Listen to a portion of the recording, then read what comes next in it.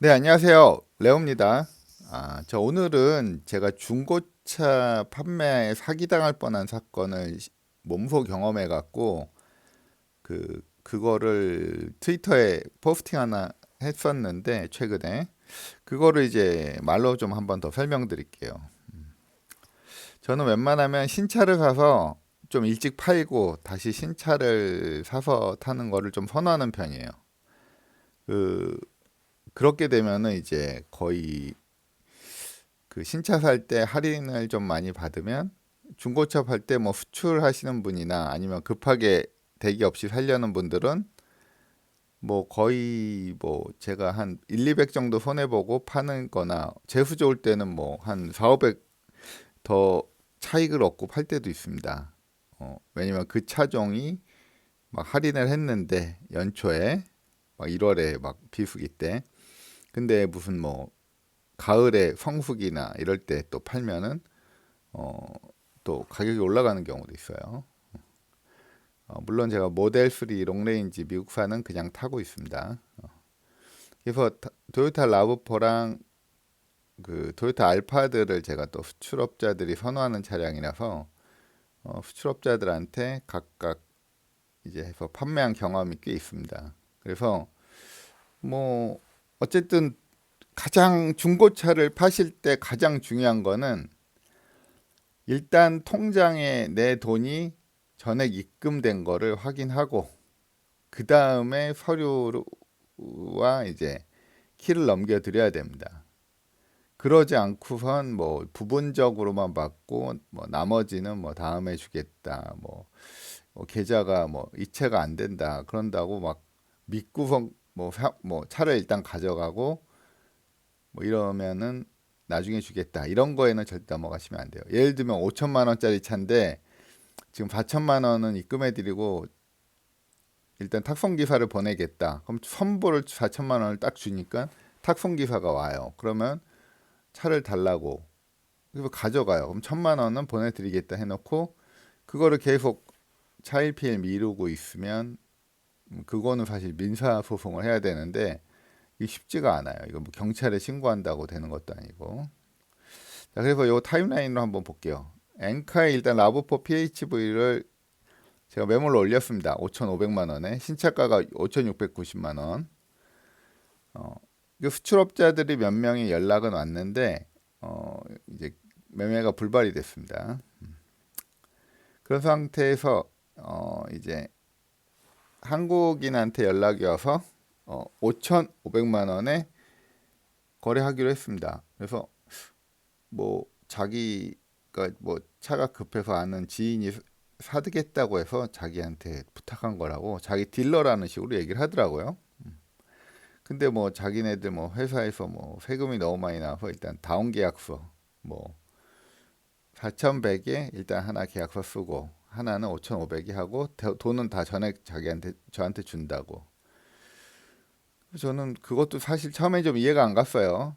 뭐 취등록세 때문에 그렇다는데 취등록세 사실 계약서 안 봅니다. 구청 같은 데서. 그러면 뭐 다 뭐 1,000만 원짜리 다운 계약서 쓰게요. 그냥 그 차량의 그 표준 가격이 있어요. 그래서 5,500만 원짜리를 뭐 4,100만 원에 계약했다고 뭐 그런 것도 아니고 그냥 대충 한 4,600 이 정도의 기준으로 취득성록세를 이제 보통 산정합니다.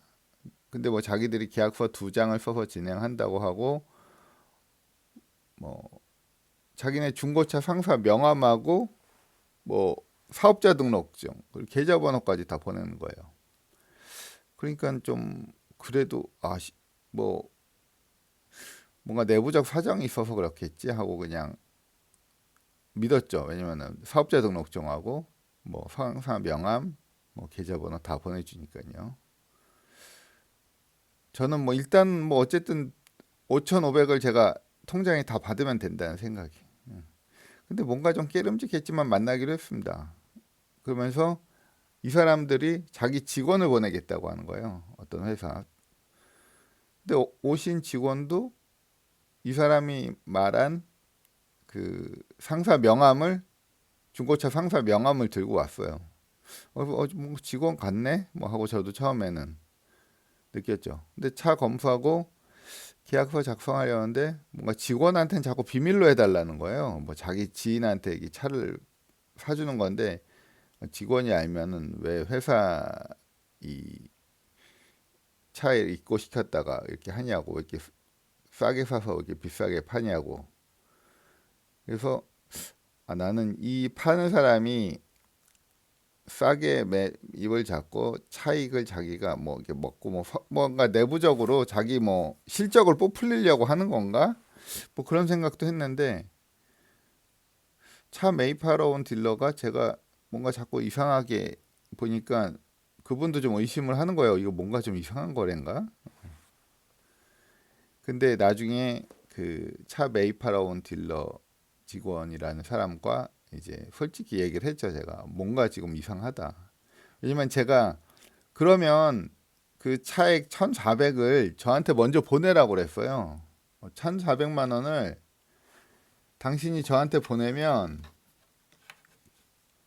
제가 이분하고 거래를 하겠다. 그 다음엔 제가 4,100을 뭐 이분한테 안 보내면 되잖아요. 이분은 자꾸 이 매입하러 온 딜러한테 4,100을 받고 그걸 자기한테 먼저 보내면 5,500을 자기가 바로 입금해 준대요. 1분 안에. 근데 뭐 보이스피싱범이든 사기꾼들은 항상 바로 즉시 보내준다고 하잖아요. 그리고 사기 내용을 자세히 이제 복귀해 보면 일단 자기가 산다고 해서 제 자동차 등록증 사진을 보내달라는 거죠. 그래서 이놈이 어디 경매 사이트에 올린 거예요. 딜러들만 그러니까 우리가 일반 소비자가 딜러 경매 사이트에 올리면 수는 있어요. 차주 이름하고 뭐 자동차 등록증 사진 정도만 있으면 올릴 수 있을 거예요. 그래서 사겠다는 딜러를 섭외한 거예요. 특히 올리자마자 바로 처음으로 올린 사람, 제일 싸게 올렸는데도 그냥 이 사람을 낙찰시켜버린 거예요. 4,100만 원에. 이 차가 뭐 딜러 사이트에 올려도 한 4,700~800원 최소한 갈 거예요. 딜러가도. 왜냐면은 뭐 신차가가 5,690이기 때문에 거의 신차급이기 때문에 이거 뭐 매물로 내놔도 5천만 원대는 무조건 올릴 수 있거든요. 자, 그래서 이 사람이 이 딜러를 섭외한 거죠. 그리고 저한테 보낸 거예요. 이걸 뭐 삼자 사기라고 하죠. 양쪽에 다 이제 자기가 이제 양쪽을 속인 거죠. 그리고 자기가 돈을 안 보내면 경찰에 신고해도 된다. 그 자리에서. 근데 사람들은 이렇게 경찰에 신고해도 된다고 당당히 말하니까 보통 약간 경험이 없는 분들은 믿을 수도 있죠. 근데 이거 경찰에 신고해도 어차피 민사예요. 그 돈은. 민사는 이 사람을 사기죄로 잡아도 이 사람이 돈을 다 이미 빼돌리면 그냥 사기죄로 이 사람은 고소만 당할 뿐이에요. 돈은 이게 민사라서 찾을 수가 없어요. 이 사람 뭐 재산도 어차피 없을 거고 비슷한 케이스 보니까 이런 사기꾼들 보니까 이렇게 좋은 차들을 해갖고 한 3, 4억을 이렇게 딱 해먹고 현금 다 빼서 현금화해서 자기가 이제 빼돌려 놓고 사기죄로 고소하면 뭐 돈 주려고 했다. 뭐 그렇게 자꾸 또 이제 말을 막 바꾸는 거예요. 그러면서 뭐 저한테 뭐 한 10만 원, 20만 원, 뭐 100만 원 이렇게 돌려주면서 빨리 보내겠다. 사업이 어려워서 그렇다. 막 이런 식으로 하면 이게 사기죄로 해도 손방망이 처벌밖에 안 돼요. 이건 눈앞에서 잡아도 그 사람 집이 어딘지 알아도 받아낼 수가 없는 거예요. 이렇게 되면. 그 친구한테 막말로 5천만 원 빌려줬는데 그 사람이 사업하다가 힘들다 이러면 못 받는 거랑 비슷한 거죠. 그렇게 민사가 되는 거를 이제 노린 거죠. 그래서 이중계약서대로 하고 5,500을 먼저 보내라고 보내면 제가 4,100을 보내겠다고 계속 고집을 했더니 안 된대요. 그 회사 프로세스가 제가 먼저 입금을 해야 보내준다는 거예요. 근데 저도 이제 중고차 거래를 몇 번 했지만 이 수출업자들 뭐 외국인들도 그렇고 뭐 아무리 뭐 좀 허술해 보이는 사람들도 돈을 주지 않으면은 제가 키를 안 준다는 걸 다 알아요. 그래서 돈을 먼저 보내요, 일단. 뭐 어떤 사람들은 대부분 막 계약금을 10%를 보내요. 그냥 차를 빨리 수출하려고. 이거 그냥 차는 안 판다고 그랬어요. 그래서 결국 매입한 딜러도 사실은 거기에 놀아난 거고, 그러니까 매입하러 온 딜러가 이 사기꾼한테 그 자기네 회사 명함하고 사업자 등록증을 보낸 거예요. 자기들이 사러 가겠다고. 자기들 그거를 이제 이름하고 이름만 살짝 도용하고 저한테 보낸 거죠, 다시. 그러니까 이 사람들이 보낸 가짜 사업자 등록증이 매입하러 온 딜러의 사업자 등록증이기 때문에 그 검색을 해도 깨끗한 거예요. 정상 영업 중인 회사로 나와요.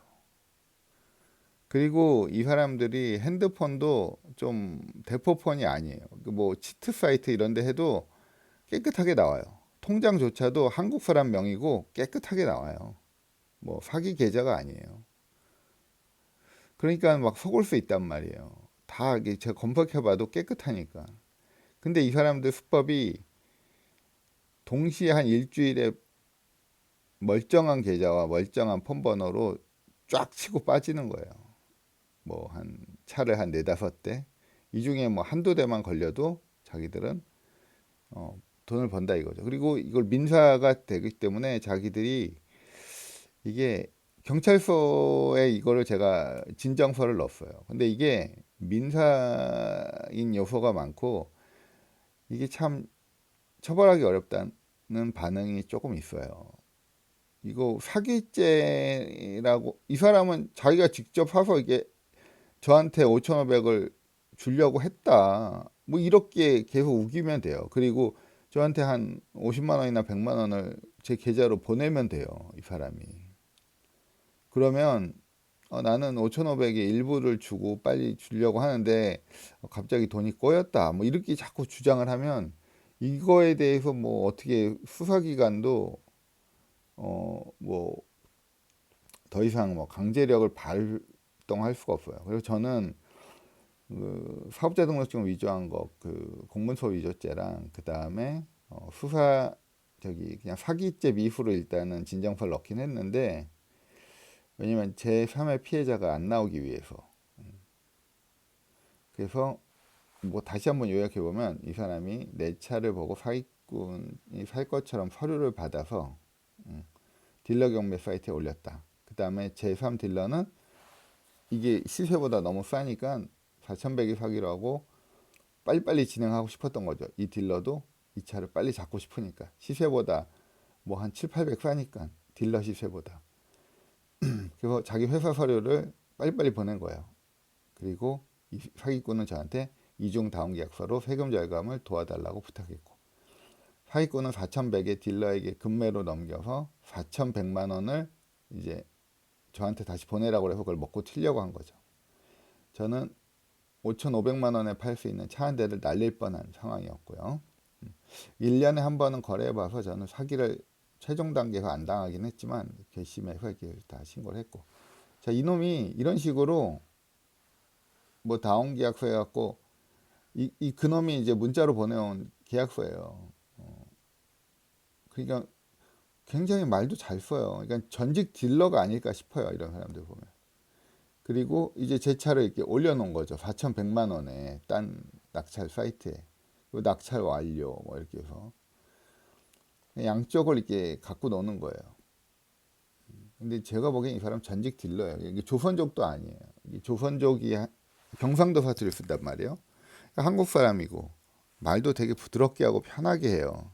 뭐 안심시키고 뭐 차에 하자 있어도 자기가 뭐 문제 삼지 않고 그냥 감가 안 하고 그냥 다 드리겠다. 워낙 자기 지인이 이 차를 너무 마음에 들어해서 뭐 사소한 거는 다 뭐 자기가 감가 안 하겠다. 뭐 이런 식으로 얘기를 하니까 사람들이 약간 속아 넘어갈 가능성이 많아요. 그리고 이게 그 유튜브 찾아보니까 그 중고차 딜러분들도 많이 당하더라고요.